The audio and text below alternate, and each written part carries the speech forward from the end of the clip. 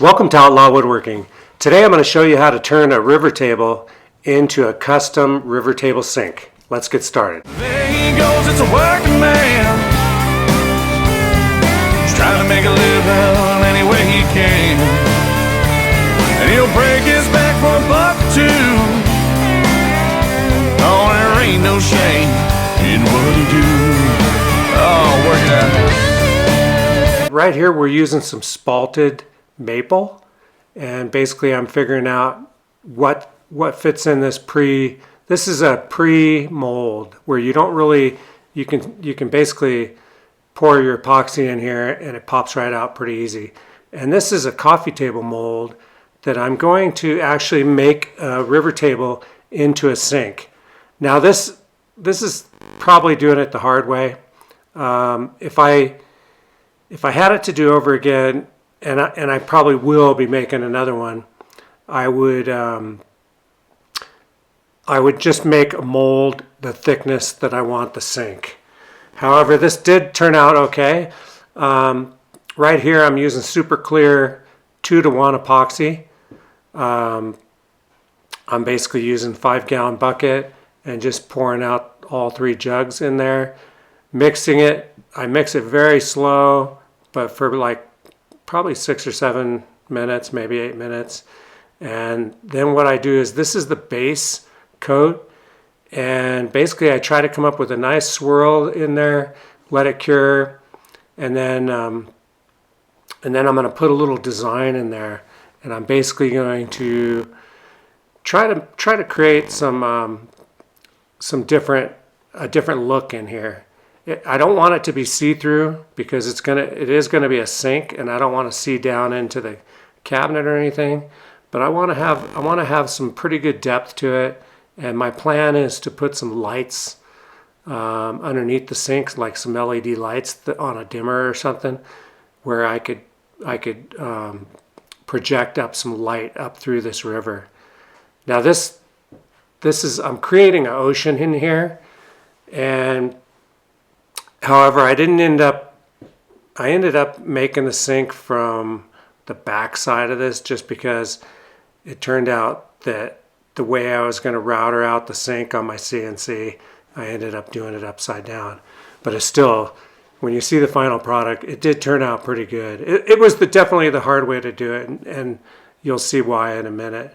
Right there, I'm sanding the whole thing down because I let it fully cure.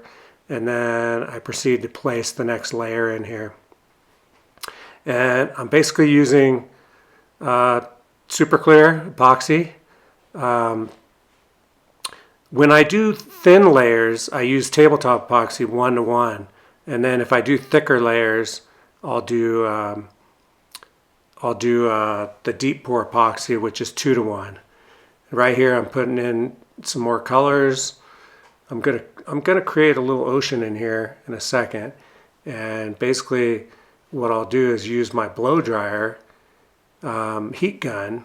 You can see I've got the fire going in the background, so the room temperature is like 75 degrees, and here I'm using my heat gun, and then I'm going to create basically I sand it again, so I'm doing multiple layers to create depth with the color. And that seemed to work pretty good. My next big one, I'm going to actually do it's going to be more clear. You're going to see depth into it instead of just instead of a solid color. Although these aren't solid colors, but I mix a lot of different colors in here. Here's kind of a clear in here. And that one was a little foggy actually, but it did end up clearing up. Super Clear has been a good product. I'm not sponsored by them at all, but they've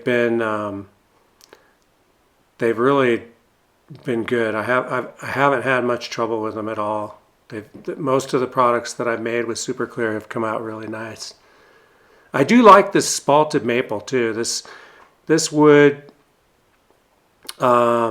I forget where it came from, but it was expensive. It was like $1,000 for a pretty good size.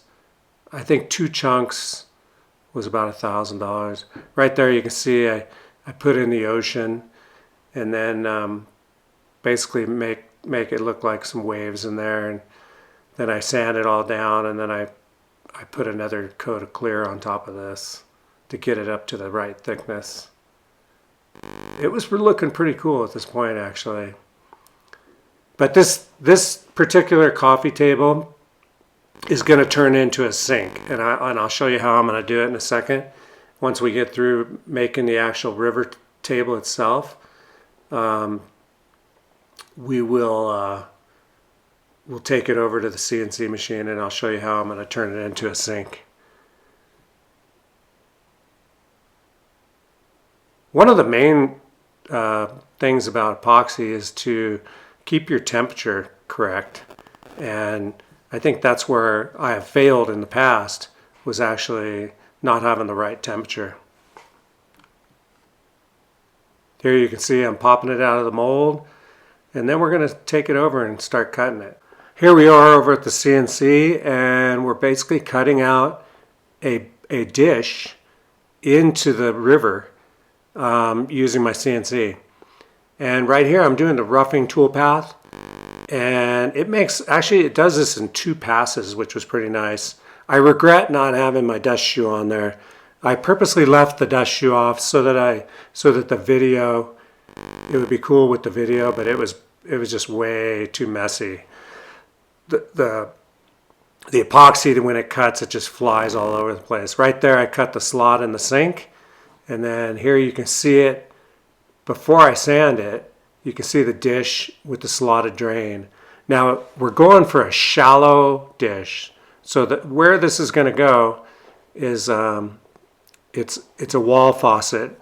And right here, once I get the dish all cut out, before I do any sanding or anything, it's time to cut this thing. And my idea was to have a thick, it didn't have to be thick, but I wanted the sides to be thick. I was really actually going for like 4 inches. But right here I cut down the sides. And this, I only get 1 shot at this, because if I cut a side and I cut it wrong, then when I go to miter it, the rivers aren't going to line up properly, and then when I go to glue all this together, it won't be as nice. So right here I basically get the 3 sides cut exactly the way I want, and then I needed to basically cut a 45-degree angle on the piece.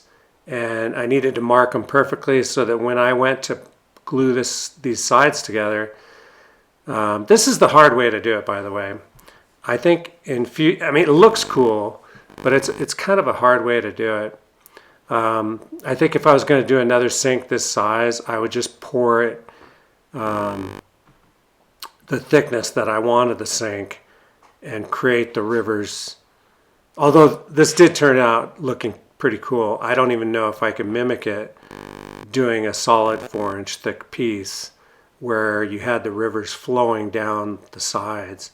And you'll see in the end what I'm talking about.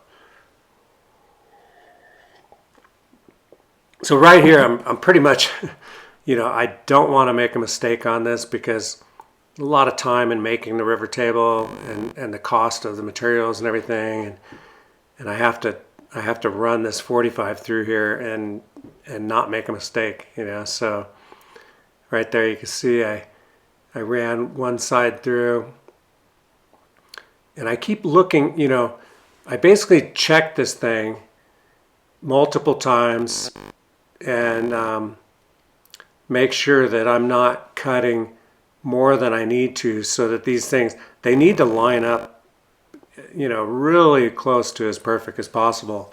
And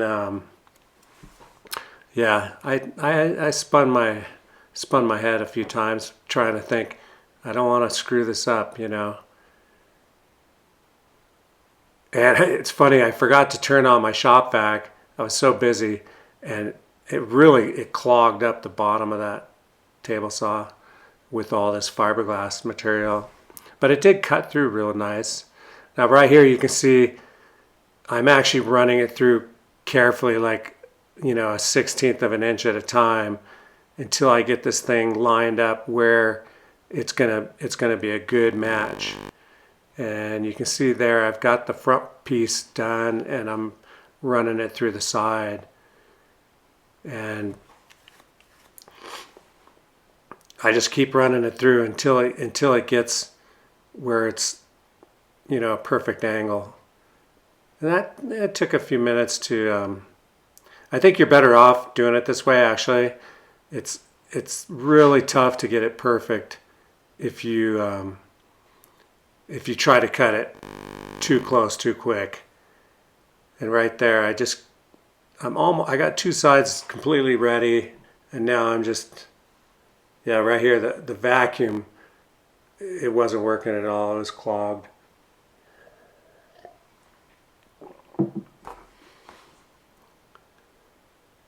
Yeah, 1/16 of it at a time. But it was the way to go for me, because my eyes, you know, to look down the board at the blade and get that thing perfect was not easy.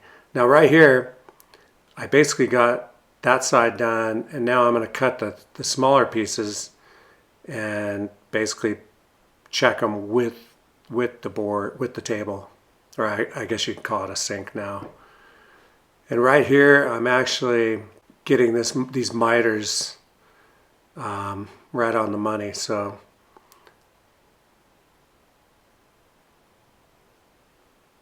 and once you know, you have to you want to line all these things up and get the grains running together really nice. And basically you're basically trying to book match this thing. And I can't make too many mistakes on this actually. And I did make a couple, but luckily it was they were mistakes that you know, it didn't hurt the overall project. And sometimes it doesn't work out like that. Sometimes you make a mistake and man, you got to start all over if you want to have it come out nice. Once I get them all looking like they fit real nice, I go ahead and I clamp them and just check them, and basically check all the sides, make sure they're lining up good. And once I got them all situated where I think they look good, it was time to mark them. And basically what I was going to do is I was going to biscuit these miters together with a biscuit joiner. And right here I'm just marking them all, and then I'm gonna match the marks on the other side and basically try to line this up so I can glue all these 45s together. And yeah, right here I'm using some football shape biscuits. I think they were number 20s. I adjust the height of this is a DeWalt biscuit joiner, and I basically get the height set up, and I do I check the depth and check the height, and then I do a test on one of them. And once I see that I'm pretty much in good shape, it was time to cut them all. And here's the big one first. Just go through and cut them all, get them all ready to go. This is the only biscuits that I have. I've had this for a long time. Probably I've had this DeWalt biscuit joiner for 15 years, 20 years. I wouldn't mind the round. They make a domino one, which is pretty cool. Seems pretty strong too.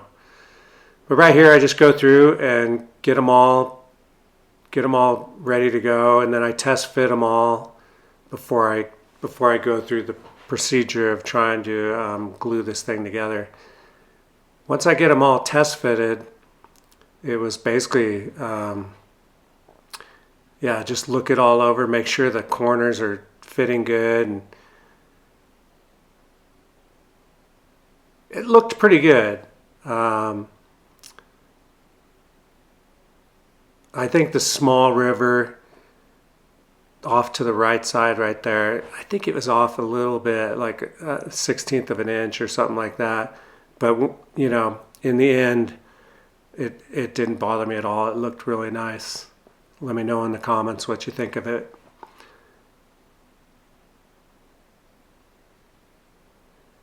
There you can see I've got all three sides biscuited, ready to go.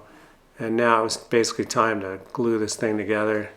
But because I'm going to use super clear, I heated up the epoxy, and I heated up the room, and basically laid out my plastic and proceeded to mix this super clear. Now this is just tabletop epoxy, 1-to-1 mixture, and I'm basically just measuring 1-to-1 and gonna heat up or mix up enough to glue this thing together.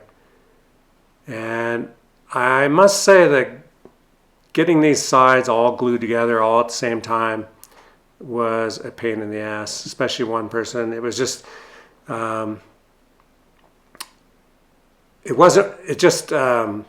don't know if I didn't have them cut perfect, but they gave me a little bit of a hard time.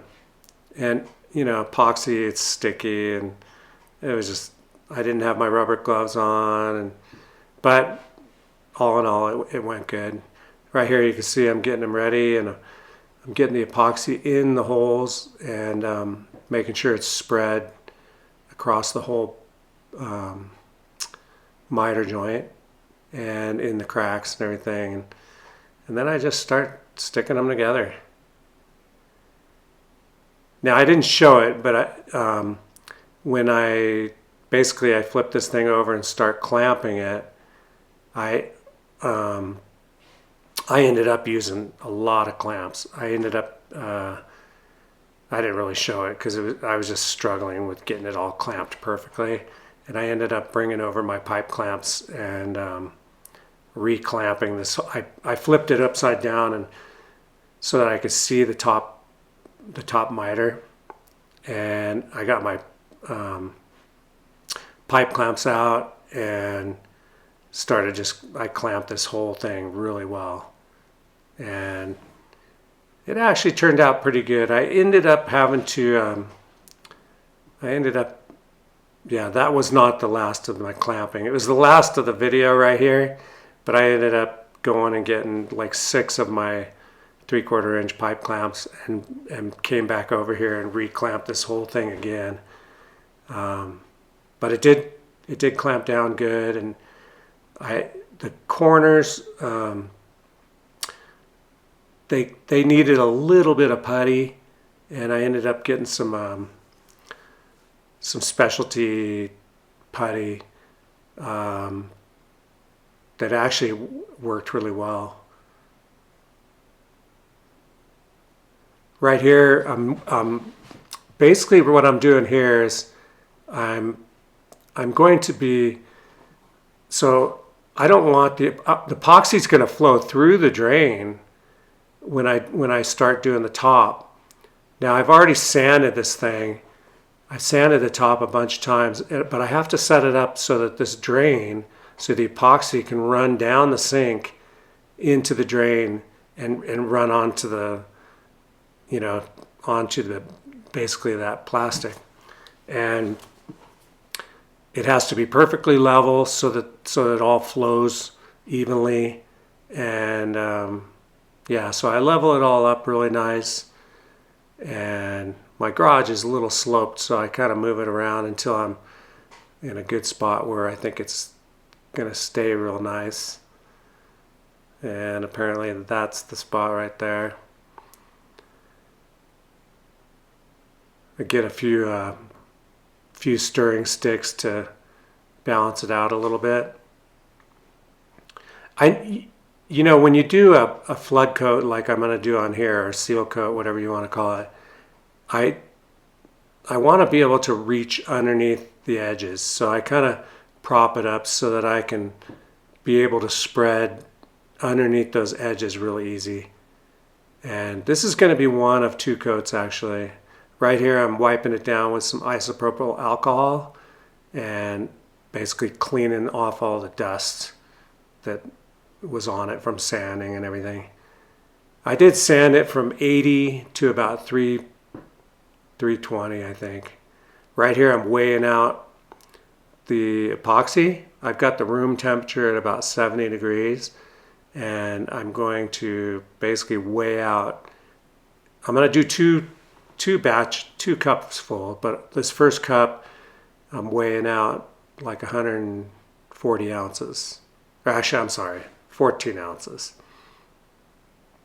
But I weigh both of them equally and then proceed to stir it for like, I don't know, 6 minutes, 7 minutes, and scrape the sides, all the usual epoxy stuff. I get a bigger stir stick because I was using a smaller popsicle stick and it just wasn't strong enough to really do the job good. So once I get it stirred up really good, I let it sit for just a couple seconds, not even a minute, and then I proceed to go around the whole thing and making sure to wipe all the sides. I just use my glove to spread this first coat out. It's kind of the seal coat, and I'm going to mix a whole nother cupful, and you can see what it's going to look like when it's done. So that first coat, or that first cup, is kind of just the first coat, and I'm putting another cupful on it right away. So I mix about the same amount, a little less, and basically proceed to put a whole nother coat on right away. And basically this just ensures that I've got good coverage on the whole thing.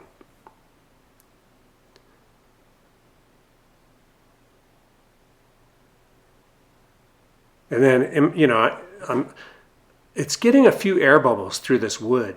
So I'm almost positive I'm not going to be able to do it. I'm going to have to let this coat dry.